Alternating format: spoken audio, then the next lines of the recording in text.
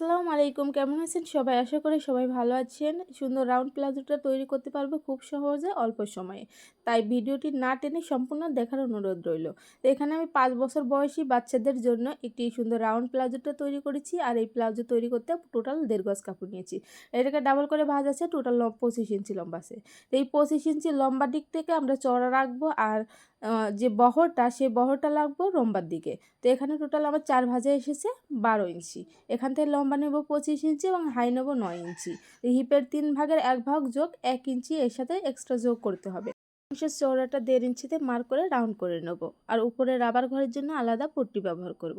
এখানে হাঁটুর যে মাপ আছে সেই মাপটা নিয়ে নেব। নেওয়ার পরে এখানে যা চওড়া আছে সেই চওড়ার মিডিল পয়েন্টে মার্ক করব। তারপরে এই পাশে ৪ ইঞ্চি, এই পাশে ৪ ইঞ্চি, টোটাল ৮ ইঞ্চিতে মার্ক করব।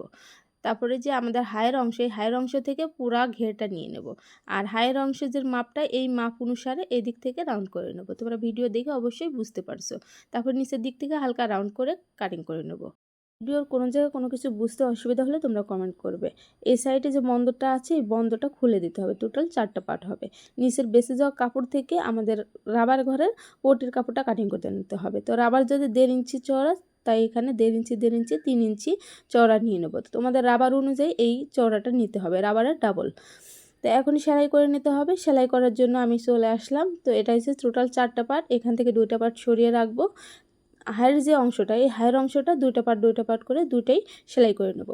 এরপরে এটা সারিয়ে নেব। সারিয়ে একটির উপর একটি বসিয়ে এক সাইড সেলাই করব। আর একটি সাইড খোলা রাখবো। এতে করে আমরা রাবার যখন ঢোকাবো, রাবারটা ঢোকানো খুব সহজ হবে। তো এই নিয়ম ফলো করে তোমরা যারা রাবার ভরতে পারো না তারা এই নিয়ম ফলো করে রাবার তৈরি করতে পারো। তো পট্টির কাপড়টা জাস্ট কাপড়ের উপরে সেলাই করে দেব। পুরা কাপড়ের উপর সেলাই করার পরে এখন এই যে রাবারটা তোমরা নিবে সেই রাবারের মাপ অনুসারে এটা ভাঁজ করে নেবে। তারপরে দেখে নেবে যে রাবারের মাপটা একদম পারফেক্টভাবে ঠিক আছে কিনা। বড় হলে রাবারটা লুজ হবে, আর ছোট হলে রাবারটা ঢুকবে না, এতে করে অসুবিধা হবে। তো রাবারের পারফেক্ট মাপ অনুসারে সেলাই করে নেওয়ার পরে সুচ অথবা সিপ টিপিন যে কোনো কিছু দিয়ে এভাবে আটকিয়ে রাবারটাকে ঢুকিয়ে এই পাশ থেকে বের করে নেবে। তো এভাবে যারা একদম নতুন তারাও কিন্তু এভাবে রাবার ভরে নিতে পারবে খুব সহজে। তো আমি সহজ নিয়মে দেখিয়েছি, তোমাদের কাছে যদি বুঝতে অসুবিধা হয় তাহলে কমেন্টে জানাও। তারপরে এটাকে ছোট করে নেবো। ছটিয়ে করে এই যে যতটুকু রাখতে চাও, আমি এখানে ১৫ ইঞ্চি রেখেছি। ১৫ ইঞ্চি রেখে সেলাই করে বাকিটা কেটে নেবো, আর মাঝখান থেকে সেলাই করে নেবো। সেলাই করে আমাদের যে একটি সাইড খোলা রেখেছিলাম সেই সাইডটা সেলাই করে নেব। এতে করে রাবারটাও খুব সহজে ভরা হয়ে গেলে এবং সালোয়ারটাও খুব সহজে তৈরি করা যাবে। তারপরে জাস্ট এই দিকে এসে আমাদের হায়ের নিচের যে ঘেরের অংশ, এই ঘরের অংশটা সেলাই করে নিতে হবে। তো এখানে যে মিডিল পয়েন্টটা মার্ক করেছিলাম সেই মার্কে এখানে আমি ৭ ইঞ্চি রাখবো, অর্থাৎ ৮ ইঞ্চি রেখেছিলাম, এখানে আমি ৭ ইঞ্চি সেলাইয়ের পরে টিকবে। তো তারপরে মার্ক করে নিয়েছি, মার্ক অনুসারে সেলাই করে নিয়েছি। সেলাই করার পরে এটা সুন্দর করে ভাঁজ করে নিচের দিক থেকে যে কোনাগুলো বের হয়ে যাবে সেই কোনাগুলো রাউন্ড করে নিতে হবে।